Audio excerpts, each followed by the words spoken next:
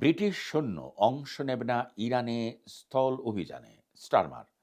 মধ্যপ্রাচ্যের চলমান উত্তেজনা নিয়ে ব্রিটেনের অবস্থান স্পষ্ট করে দিয়েছেন দেশটির প্রধানমন্ত্রী স্যার ক্রিয়ার স্টারমার। তিনি দৃঢ়ভাবে জানিয়েছেন যুক্তরাষ্ট্রের সম্ভাব্য ইরান অভিযানকে কেন্দ্র করে কোনো ধরনের যুদ্ধে ব্রিটেন জড়াবে না এবং ইরানে স্থল অভিযানে ব্রিটিশ সেনা পাঠানোর প্রশ্নই ওঠে না বলে তিনি জানিয়েছেন। ইরান সংকটে ব্রিটেনের নো এন্ট্রি বার্তা।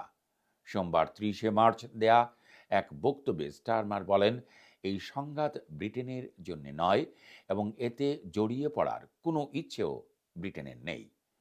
গত ২ মাস ধরে তেহরান ও ওয়াশিংটনের মধ্যে উত্তেজনা বাড়াতে থাকায় বিশ্ব উদ্বেগ তৈরি হয়েছে। এরই মধ্যে যুক্তরাষ্ট্র ইরানের সম্ভাব্য স্থল অভিযানের প্রস্তুতি নিচ্ছে। এমন খবরে পরিস্থিতি আরও জটিল হয়ে উঠছে বলে জানা যায়। স্টারমার্ক আরও বলেন, এটি আমাদের যুদ্ধ নয়, আমরা এতে টেনে হিঁচড়ে অংশ নিতে চাই না। তবে তিনি জানান, ব্রিটিশ বাহিনী পুরোপুরি নিষ্ক্রিয় নয়।